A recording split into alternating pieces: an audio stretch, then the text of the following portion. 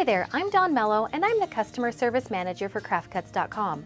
I also manage our hand painting department and I wanted to give you a tutorial on how to paint a variety of gingham patterns on wood letters. We can paint your letters for you, but if you want to paint your own, here's how to do it. I'm using 6-inch letters in the Vivian font cut from our Baltic birch wood, but you can order any font in any size.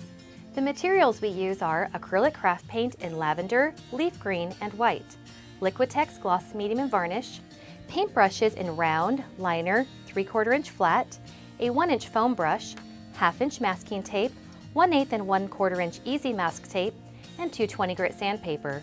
I also have paper towel, a paper plate, and water handy as well.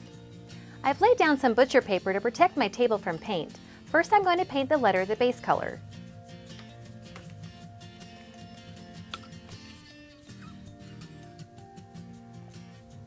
Each painter who works here has a different brush preference, but I like using a foam brush because it holds the paint well and it covers the burnt edges of the letter with less coats of paint versus using a bristle brush.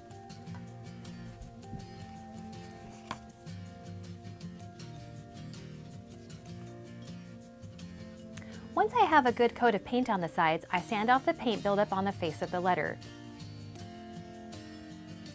Now I'm going to paint the face of the letter, brushing it on in the same direction as the wood grain. I don't need a lot of paint on my brush because I don't want it to drip onto the sides of the letter. Now that my base coat is dry, it's time to paint a fine gingham pattern. I'm going to start with thin white vertical stripes on this D using 1/8 inch easy mask tape.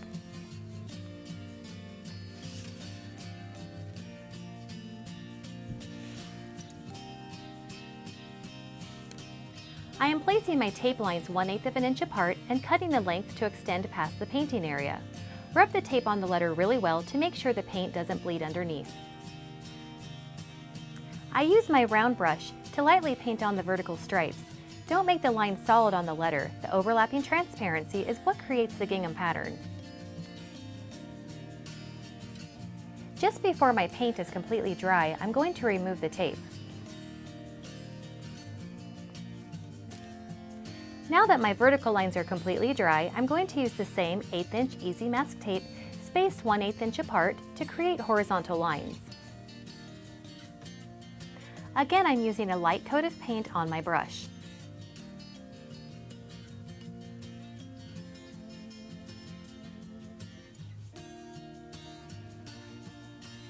Now that my paint is almost dry, I take off the tape and have a fine gingham pattern.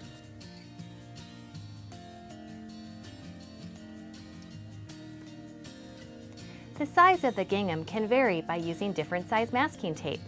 You can complete the picnic table look by adding dainty flowers. I'll show you how. Here I'm using 1/4 inch masking tape spaced 1/4 inch apart to create a medium-sized gingham pattern. The technique is the same as a small gingham. First I tape the vertical lines, paint with a modest amount of white paint with visual brush strokes using my round brush. When the paint is almost dry, I remove the tape and set the letter aside to fully dry. Now I am ready to tape horizontal lines with the 1/4 inch tape spaced 1/4 inch apart. I put a small amount of paint on my brush and lightly paint on white lines. Now that this letter is finished, I will show you one more size, 1/2 inch. To create a large gingham pattern, we use 1/2 inch masking tape. The same light touch with the paint on a round brush creates transparent vertical lines that I will cross with horizontal lines. This large gingham pattern is very popular.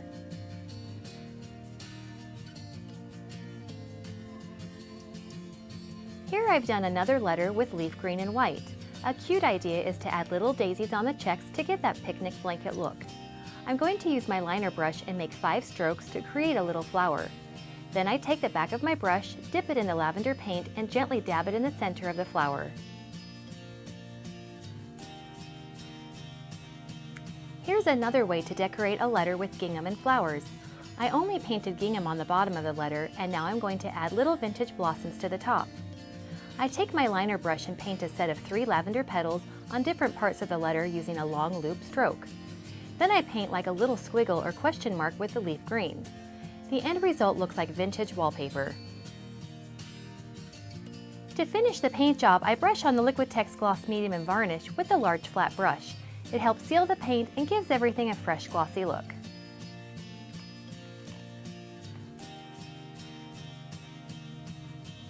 Once the gloss medium and varnish is dried, I will go back and touch up the sides of the letters as needed.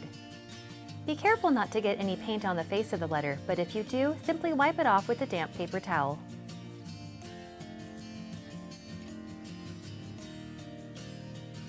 Now that I've shown you some of our tricks of the trade, I hope what you take away from this tutorial is that some masking tape and simple details can make painting a gingham pattern pretty easy.